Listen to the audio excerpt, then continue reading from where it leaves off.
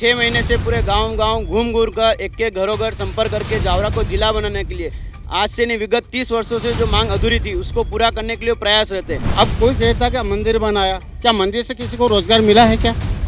किससे उस पुजारी को रोजगार मिला? राम मंदिर से तो केवल। नवयुवक को कोई रोजगार मिला है क्या?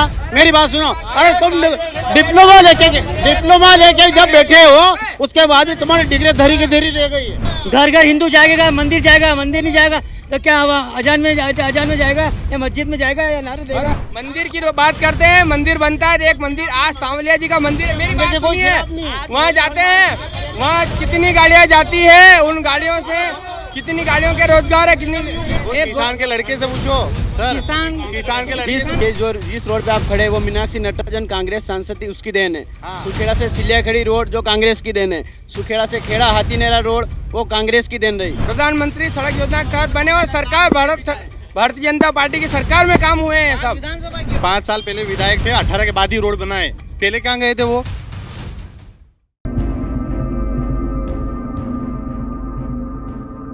नमस्कार, मैं आदित्य तिवारी और आप देख रहे हैं द न्यूज़ 15। हम मौजूद अभी सुखेड़ा ग्रामीण क्षेत्र में। यहाँ का आप माहौल देख ही सकते हैं कि ग्रामीण क्षेत्र में शाम के समय एक अलग ही माहौल रहता है। जितने भी घर परिवार और जितने भी लोग रहते हैं शाम को अब चौपाटी घूमने ज़रूर आते हैं। आइए हम यहाँ के बारे में बता दें कि यहाँ एक राजनीति अलग ही उलटफेर कर सकती है, क्योंकि यहाँ पर लगभग 6000 वोटर्स है। आइए यहाँ पर मेरे पीछे देख सकते हैं, यहाँ पर कुछ बुजुर्ग, कुछ भाई बहनें, कुछ युवा हमारे साथ जुड़ चुके हैं। हम इनसे बातचीत करेंगे और जानेंगे यहाँ का क्या माहौल है चुनाव को लेकर, यहाँ पर क्या रणनीति होने वाली है, क्योंकि ये जनता ही एक वोट से अपना किसी की सरकार बना सकती है तो किसी की सरकार गिरा भी सकती है। आइए हम यहाँ पे जनता से बातचीत करते हैं, जानते हैं इस बार माहौल क्या है मध्य प्रदेश की राजनीति का। जी नमस्कार। नमस्कार भाई साहब, क्या नाम है आपका? घनश्याम बैरागी। तो इस बार क्या माहौल है आपकी विधानसभा का और देखा जाए तो प्रदेश का? वही माहौल है जो पहले था। भारतीय जनता पार्टी शिवराज सरकार फिर से अपनी सरकार सत्ता में आ रही है और पूर्ण बहुमत के साथ आएगी। और विधानसभा की बात करें तो क्या यहाँ का क्या माहौल है? बीजेपी, कांग्रेस? भारतीय जनता पार्टी इस बार भी जीत हासिल करेगी, अच्छे बहुमत से हासिल करेगी। अच्छे बहुमत से क्या क्या कुछ विकास किया है जो आपके विधायक जीते? बहुत विकास किया है। विकास का तो पूछो ही मत, जितना लिखेंगे इतना कम पड़ेगा। क्या क्या विकास किया है? इंफ्रास्ट्रक्चर देख लो। अभी आप प्रधानमंत्री की अगर या मुख्यमंत्री की योजनाएं गिनाऊं आपको मैं, एक मोटी मोटी 5 योजनाएं बता दूं तो उनसे भी आपको पता चल जाएगा क्या विकास है और जनता तक क्या जा रहा है क्या नहीं। प्रधानमंत्री, जब इंसान पैदा होता है और मरता वहाँ तक भारतीय जनता पार्टी की सरकार पैसा देती है। मातृ वंदना के तहत लाडली लक्ष्मी योजना, महिलाओं को लाडली बहना योजना के तहत 1250 रुपये मिल रहे हैं। नॉर्मल दुर्घटना से अगर किसी की डेथ होती 2 लाख रुपए देती है सम्मान योजना के तहत सरकार। और प्रधानमंत्री किसान सम्मान निधि के तहत 2000 रुपये हर 3 माह में मिल रहे हैं। ऐसी अनेक योजनाएं आज सड़कों का पूरे मध्य प्रदेश में नहीं अभी तो पूरे भारत में जाल बिछा हुआ है। जावरा विधानसभा में देखिए आप 8 लाइन, जो लोगों ने कभी सपने में भी नहीं देखा था ऐसा रोड। हम टीवी में देखते थे कि 8 लाइन है, दिल्ली है, चेन्नई है, हैदराबाद, बड़े बड़े शहरों में था। आज जावरा में भी 8 लाइन होकर निकल रहा है दिल्ली मुंबई के लिए, जो 6 घंटे में दिल्ली और मुंबई पहुंचेगा। तो आपका ये कहना है कि जो आपके क्षेत्रीय विधायक है उनने लगातार आपके विकास का काम किया है?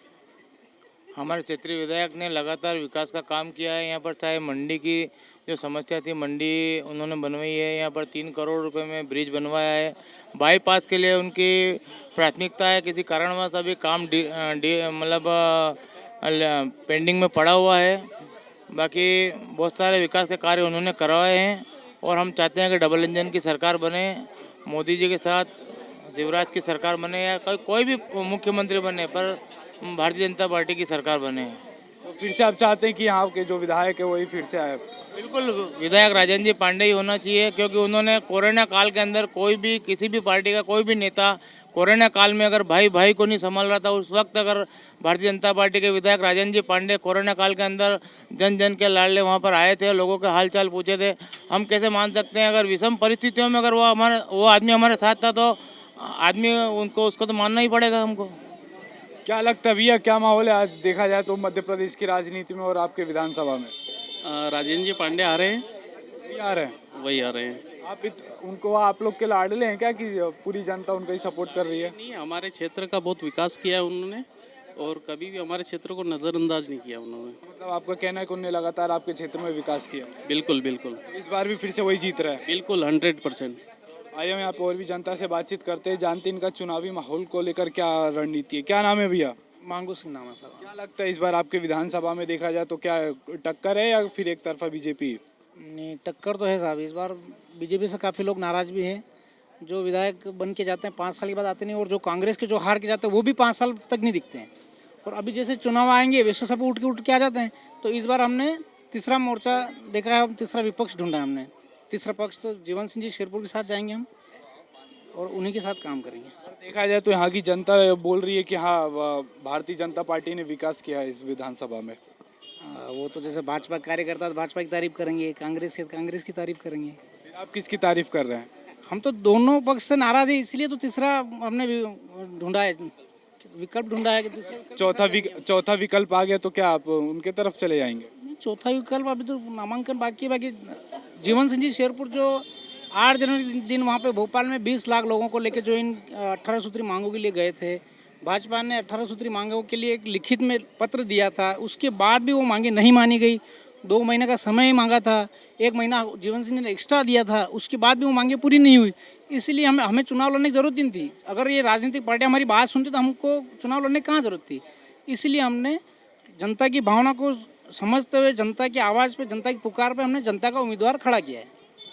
देखा जाए तो जनता की ये कहना है कि हमारे विधानसभा में 4 लेन रोड बनी है, लाइट का व्यवस्था भी हुआ है, तो क्या लगता है आपको इन सब मुद्दों पे आप वोट नहीं करेंगे? वो केंद्र का मामला है, विधानसभा में क्या हुआ ये तो बताएं।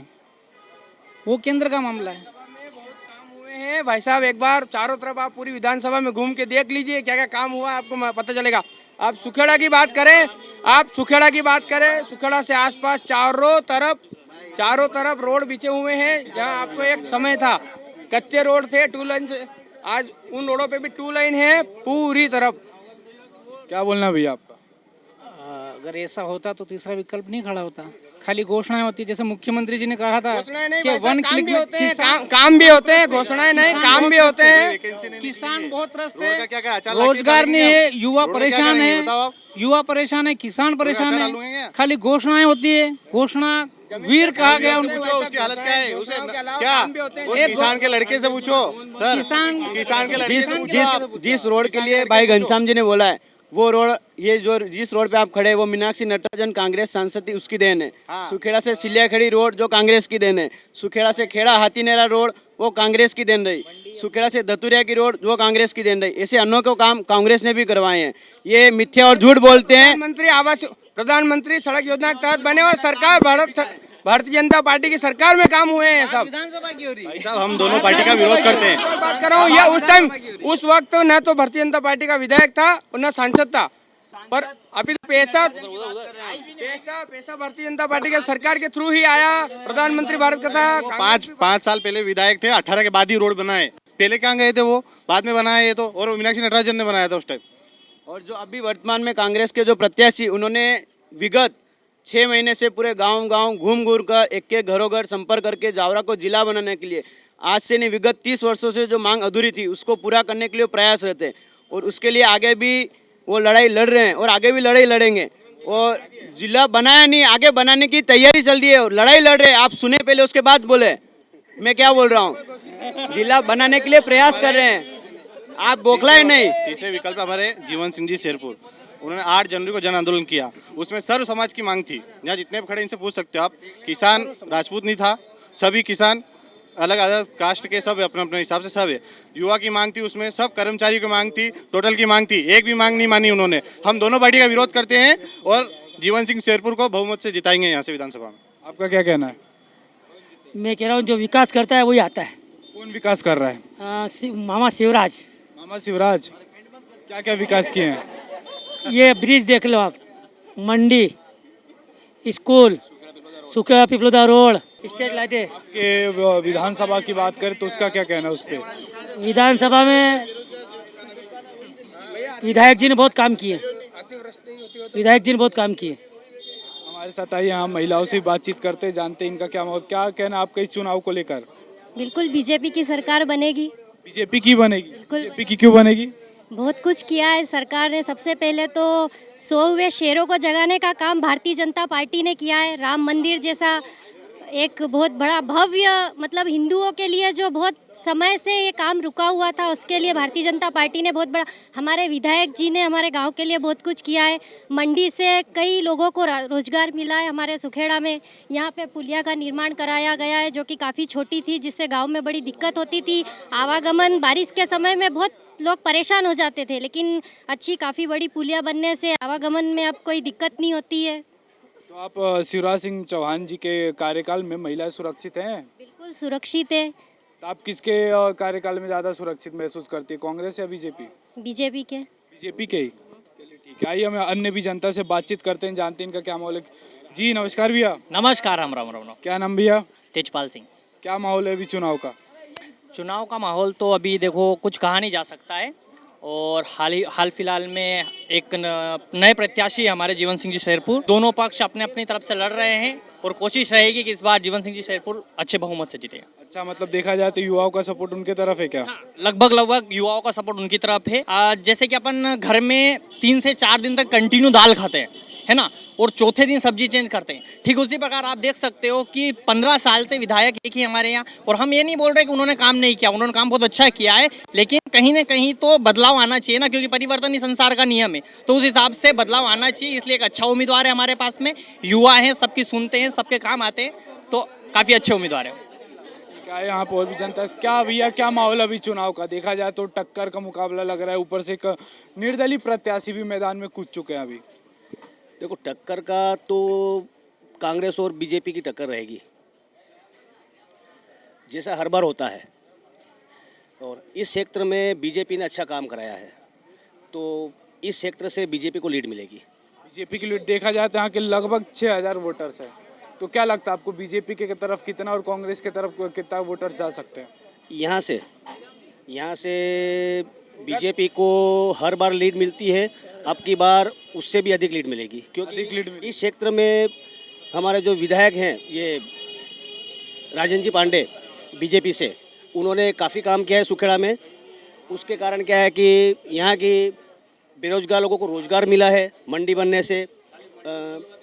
पिपलोदा सुखेड़ा रोड से आवागमन में फ़ायदा मिला है, इस ब्रिज से भी फ़ायदा मिला है, अन्य काम भी बहुत सारे हुए हैं। क्या लगता है दादा, क्या माहौल है यहाँ पे? मेरे ये कहने का मतलब है कि कांग्रेस बीजेपी की होए या कांग्रेस की हो, मैं चाहता हूँ कि जब बीजेपी की जब सरकार है, अब कोई कहता कि मंदिर बनाया, क्या मंदिर से किसी को रोजगार मिला है क्या? किससे? उस पुजारी को रोजगार मिला राम मंदिर से, तो केवल यानी किसी आम आदमी को कोई रोजगार मिला हो तो मेरे से बता दे। दूसरी बात, अरे नव युवक, मेरी बात सुन, नव युवक मेरी बात सुनो,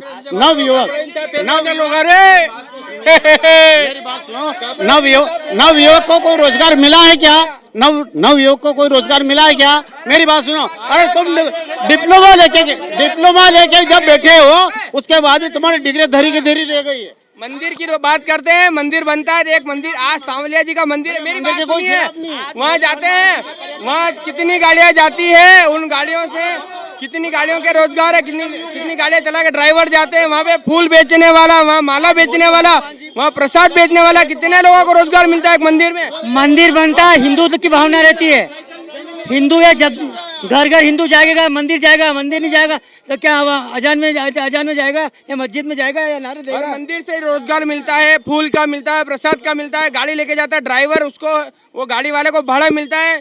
आज सांवलिया जी लोग कितने ही लोग जाते हैं, हर इंसान को रोजगार मिल रहा है मंदिर से। ये बोल रहे हैं मंदिर में बहुत रोजगार है, अगर आस्था नहीं है मंदिर में तो नहीं जाए। बच्चा राम का जन्मभूमि के काम का। स्थानीय लोगों को कोई रोजगार, स्थानीय लोगों का अगर मैं मंदिर के खिलाफ नहीं हूँ, मेरे कहने का मतलब कोई स्थानीय लोगों को अगर रोजगार मिला है तो बता दे कोई। दूसरी बात, मेरी बात सुनो, अपने यहाँ मंडी जो बनी उससे काफी जनों को रोजगार मिला है। 50,000 रुपये का लोन पास हो रहा है। स्थानीय लोगों को अगर रोजगार मिला है तो 50,000 रुपये का स्वरोजगार योजना का लाभ हर आदमी को मिला है और हर आदमी कमा के खा रहा है, ठीक है। और दूसरी बात, अगर गरीब आदमी को गरीब आदमी को सबसे ज़्यादा चिंता रहती है, खाने पीने की चिंता नहीं रहती है। उसको चिंता ये रहती है कि अगर मेरा परिवार में कोई बीमार पड़ जाएगा उसका इलाज कौन कराएगा। इसके इलाज के लिए आयुष्मान योजना का कार्ड बना हुआ है मोदी सरकार का। हमारे गांव में कम से कम 50 लोगों को फायदा हुआ है, 7-7 लाख 5-5 लाख रुपए का फायदा हुआ है। आयुष्मान योजना के अंतर्गत उन्होंने उसका फायदा उठाया और कम से कम इससे टेंशन फ्री रहता है। कोई बीमार भी पड़ जाएगा तो कम से कम कोई बात नहीं, इलाज तो सरकार करा रही है, ऐसी कोई बात नहीं है।